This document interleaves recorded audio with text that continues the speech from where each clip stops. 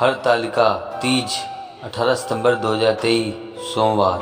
हरतालिका तीज व्रत हिंदू धर्म में मनाए जाने वाला एक प्रमुख व्रत है।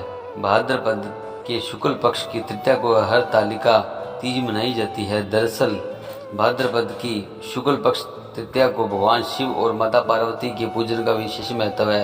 हरतालिका तीज व्रत कुमारी और सौभाग्यवती स्त्रियां करती है। मान्यता है कि इस व्रत को सबसे पहले माता पार्वती ने भगवान शंकर को पति के रूप में पाने के लिए किया है। हरतालिका तीज व्रत करने से महिलाओं को सौभाग्य की प्राप्ति होती है और माता पार्वती व महादेव का आशीर्वाद बना रहता है। भाद्रपद के शुक्ल पक्ष की तृतीया तिथि को मनाया जाने वाला अखंड सौभाग्य की कामना का व्रत हरतालिका तीज की कथा इस प्रकार है। कथा अनुसार माँ पार्वती ने अपने पूर्व जन्म में भगवान शंकर को पति के रूप में प्राप्त करने के लिए पर्वतराज हिमालय पर गंगा के तट पर अपनी बाल्यावस्था में अधोमुखी होकर घोर तप किया।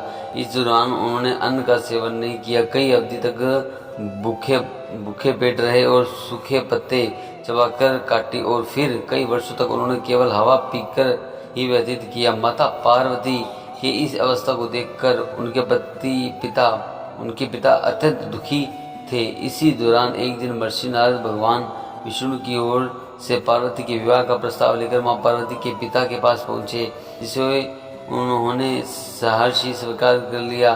पिता ने जब मां पार्वती को उनके विवाह की बात बतलाई तो वह बहुत दुखी हो गई और जोर जोर से विलाप करने लगी।